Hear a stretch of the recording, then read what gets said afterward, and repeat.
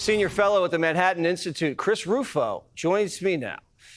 Explain to everybody what the Department of Education even does, Chris, and what it means now that it's basically gone.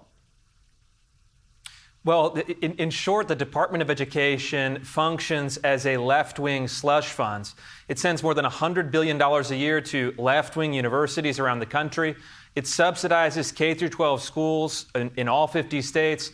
And then it has 4,000 employees, most of whom are focused on left-wing race and gender activism and pushing those ideological ideas into the classroom everywhere, in blue states and in red states. And so this is a historic day. President Trump has done what every Republican president since 1980 has promised to do, but then failed to act. It shows that he has the nerve, he has the bold leadership, and he has taken decisive action. And so it's now up to Secretary McMahon, who is doing an incredible job just into the office, to wind this thing down, to figure out what is essential, what can be cut to the bone. This is the biggest educational reform in more than a generation, and the president deserves immense credit. So once the department's wound down, what happens next? And who's really responsible for making sure the kids can actually read and write and do math? Who's responsible is states and local school districts. That's how it was supposed to be in the Constitution. That's where Trump is getting us to again. But there's going to be some complex things happening after they gut the department.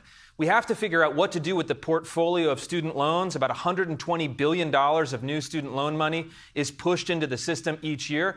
The total student loan debt is now $1.7 trillion that is subsidized and held by the federal government, i.e. taxpayers. And also have to figure out what to do with that K-12 funding. I think it should be block granted to the states.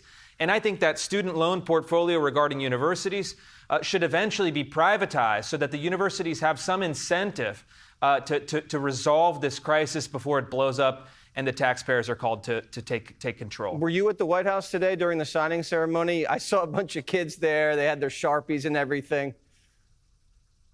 I wasn't. I have some family health issues that we're dealing with. I'm here at home in Washington State, but I was sad to see so many good friends and great activists having a ball, and hope to see them next time. All right. Well, congratulations. I know this is something you've been working very hard at, and hope everyone stays healthy in the Rufo household.